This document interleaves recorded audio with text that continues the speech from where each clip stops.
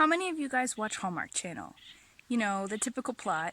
You meet the girl, she's got a nice life, her future is all planned out, she has a fancy boyfriend, and then something happens. He has to go away, or she gets stuck in a dingy town, and she hates it. She just can't handle this new environment. She has to hurry up and get back to her normal life so she can have her perfect future. And then you meet the country boy, and he's a sweet and simple boy who loves this girl. She hates him at first, but soon starts to realize how good he is. And then the old boyfriend comes back, and he proposes to the girl, and she's like, oh yes, finally we can have this perfect life that we planned, and she's almost going to marry him, but then she thinks about that other boy, and now she must decide, does she want to marry for money or love?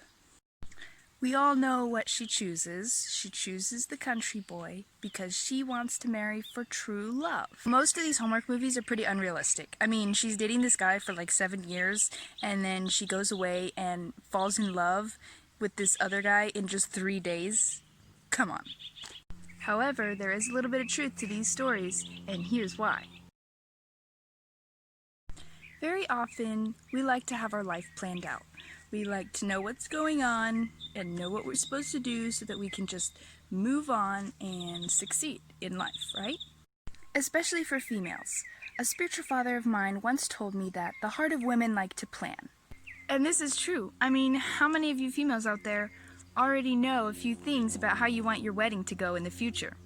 But we are not the author of our lives, and our lives don't start once we get that job that we've been working towards or marry that guy that we've been dreaming of. Our life is happening right now.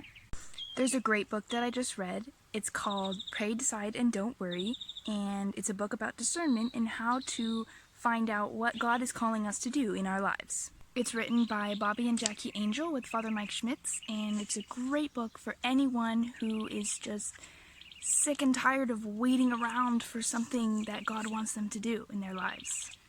I've already read this book 3 times, and I just got it. It's really quick and easy to read, and you can go back as many times as you need because there's just so much good information in this book. One of the things they talk about in this book is having the healthy balance between having a plan for your life and being open to God's plan for your life. It's good to have a plan for our lives and know what our goals are and where we're headed, but we should also be open to the opportunities God shows us. We have to commit to something and trust that if it's not what God wants us to do, He will redirect us. In this book, they say, by trying to keep all our options open and never committing to one thing, we actually miss out on all things. God gives us free will and allows us the ability to choose, and so it's okay to have a plan for your life. Even when God comes along and shows you that your plan is not His plan, it's Him telling you that, hey, I have something better for you than this. And it doesn't necessarily mean that you made a bad decision in the first place, because maybe God wanted you to experience that, to learn from it, or to get something out of it, and then show you that there's so much more for you.